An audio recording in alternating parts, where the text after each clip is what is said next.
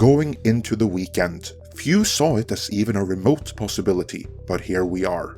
The modestly budgeted, R-rated Cocaine Bear ended up giving Marvel's Ant-Man and the Wasp Quantumania, now in its second weekend, competition for the top spot at the box office.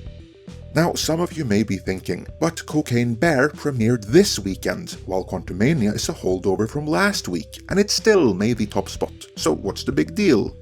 Well, the big deal is that they were within striking distance of each other at all, when Quantumania by rights should have been, as an absolute minimum, 20 million ahead.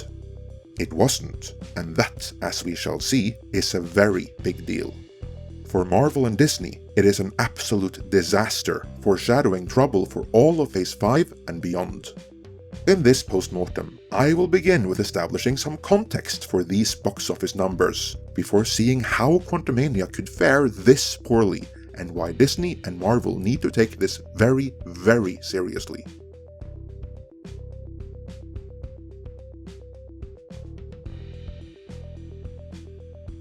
If you were to draw a line in the sand where modern box office trends were clearly established, that line should be drawn with Sony and director Sam Raimi's first Spider-Man back in 2002. Spider-Man opened to an amazing $114 million in its domestic opening weekend, becoming the first movie in history to break the 100 million opening weekend threshold, and it did so by a wide margin. It was the perfect crowd pleaser, and attached to it was a teaser for what promised to be the next compatible box office event, Ang Lee's Hulk, to be released a year hence. Come the summer of 2003, Ang Lee's Hulk also made box office history, just in a very different kind of way. While Sam Raimi had made his Spider-Man a fun ride, with emotional highs and universal appeal to everyone, Ang Lee had made his Hulk a long, slow, boring Greek tragedy.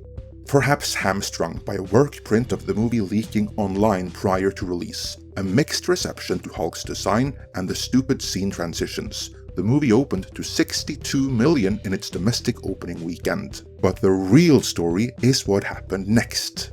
When compared with the opening weekend, the second weekend box office dropped by a whopping 70%. That wasn't just whopping, it was also record-breaking, as Ang Lee's Hulk was the first movie to open to more than 20 million to also drop by more than 65%. What had happened was that a very big chunk of the opening weekend audience hated the movie, so not only did they not return for repeat viewings, they told their friends and family to stay away as well, and the box office fell off a cliff, from which it never recovered. For front-loaded movies that everyone wants to see opening weekend, a drop in the range around 60% is fairly normal, but the closer you get to 70%, the more the audience is actively rejecting the movie. To bring up a slightly more recent example, the theatrical cut of Zack Snyder's Batman v Superman dropped 69% in its second week. As a rule of thumb, you can say that the opening weekend box office indicates hype and how well marketing fared in selling the movie. The second weekend box office indicates what the audience felt about it.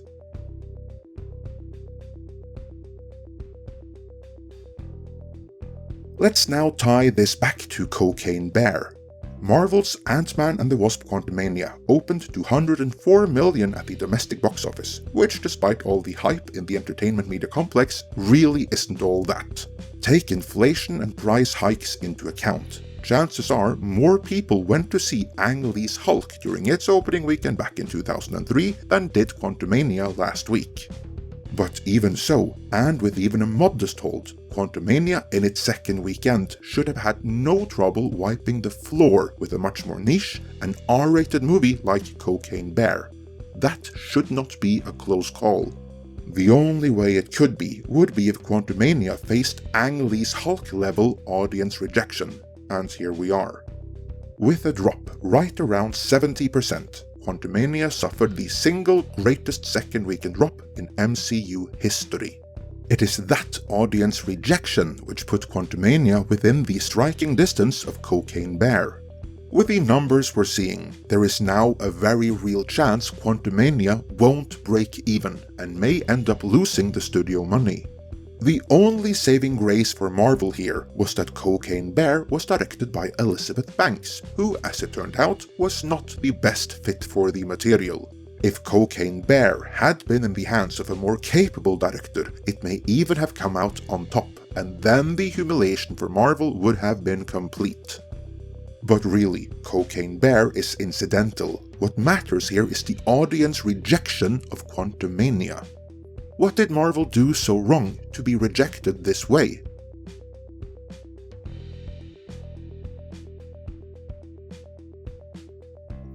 The problems with Quantumania have by now been widely documented, both by ourselves, our friends, and many others.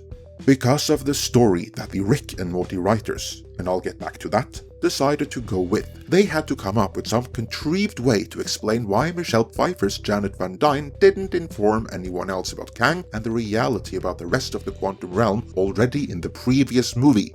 They also had to find a way of getting everyone to the quantum realm without Janet being aware of it in advance, because then she would have stopped it ever happening. Hence, in order for the story the writers wanted to tell to happen, the whole setup was one plot contrivance after the other.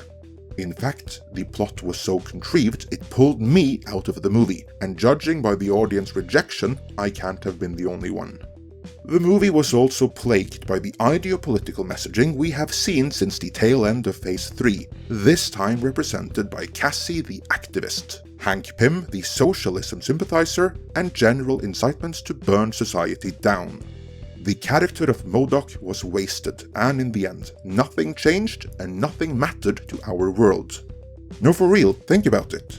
Before the events of the movie, Kang posed no threat to the universe at large because he was trapped in the quantum realm with no way out. And after the events of the movie, he still posed no threat to the universe at large because he was dead.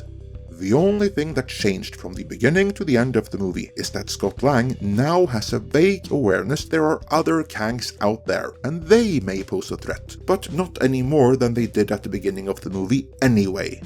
Honestly, the whole movie might as well have been a dream, because it amounted to even less than that vision Thor had in Avengers Age of Ultron.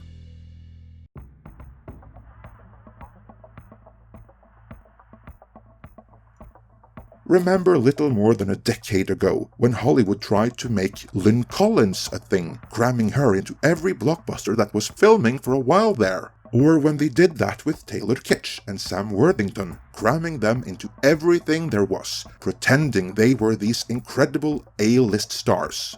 Right up until the movies came out and flopped, because the audience just weren't having it. Well, that is what they're doing with Jonathan Majors right now, hyping him up something fierce, pretending that he's this next big thing, hoping that the audience will buy into that hype. You see, for their Thanos replacement, they chose Kang, an honestly rather sucky and stupid-looking C-list villain that doesn't really have any following or fanbase to speak of among comic book readers. So in order to make moviegoers care, the casting has to work. And so, with Jonathan Majors, they're trying to artificially create hype. It's the studio version of fake it till you make it. Just like everyone else that Hollywood tried to make happen, I'm sure Jonathan Majors is a very capable actor, but in order for the audience to buy into the full level of hype the studio is selling, such actors need a script and story which allows them to shine. In Quantumania, Jonathan Majors just doesn't have that, and the fault for that lies not with him, but squarely with the Rick and Morty alum writing this. Yes, that would be the animated not Back to the Future in the Multiverse series.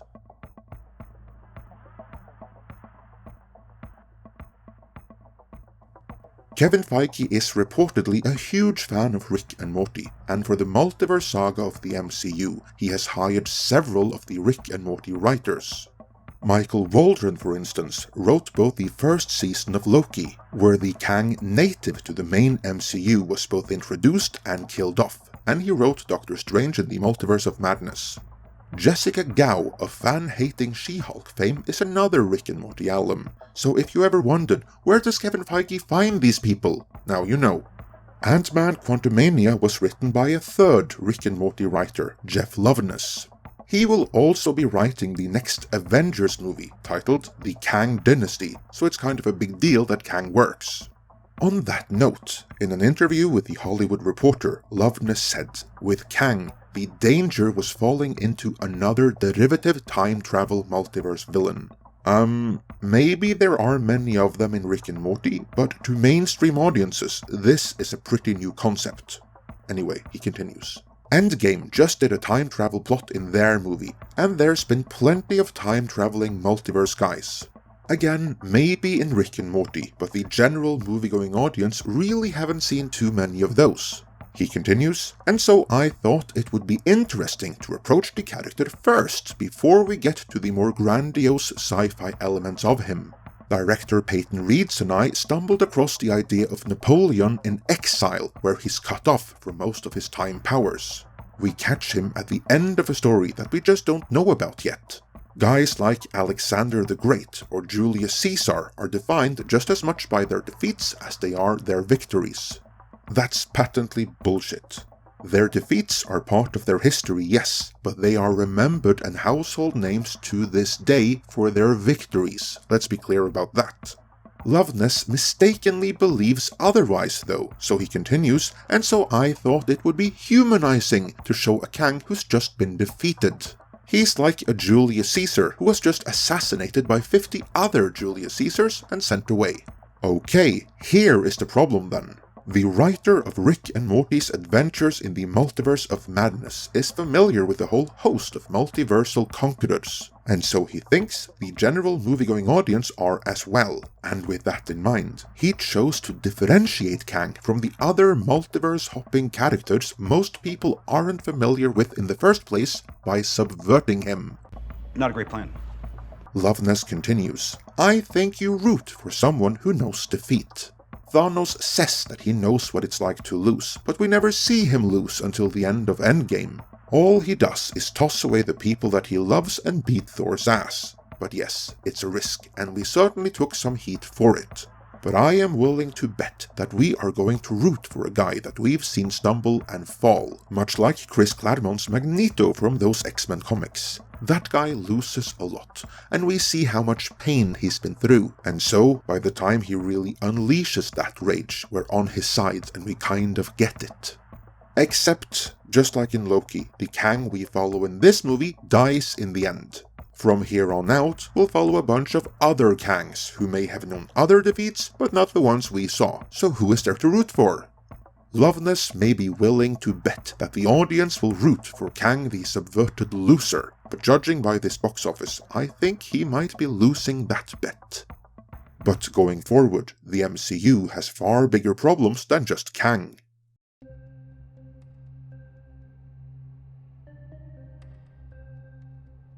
The big problem for Marvel and Disney is that the box office drop now facing Quantumania isn't just that audiences aren't responding to this one movie. No, this box office drop is a referendum on all of Phase 4. That is the problem here. The rot set in already towards the end of Phase 3, but Phase 4 is where Marvel went full activist and full woke, placing story and character in the back seat with a message behind the wheels. The audience investment in the MCU was so great that many stuck with it for several movies and series, but eventually, more and more have come to realize that the MCU no longer provides the thrills, excitement, and escapism that it once did. That's why Quantumania opened to a comparatively paltry $104 million in the first place, and why the audience is fleeing now that the word of mouth is out. But they're not fleeing from just this movie. They're fleeing from the MCU. Marvel and Disney better hope that James Gunn fired on all cylinders for Guardians of the Galaxy Part 3, because after that, it's all Rick and Morty all the way, and none of the checks and balances like Ike Perlmutter, Jon Favreau, or James Gunn, who helped the MCU become the behemoth it once was, are there anymore. There is no longer anyone there to prevent Kevin Feige and Victoria Alonso from crashing the proverbial Marvel ship into every iceberg they come across. Without the unsung heroes who helped Feige all along, how will Marvel and Disney be able to salvage this? Let me know your thoughts on that and the movie in the comments.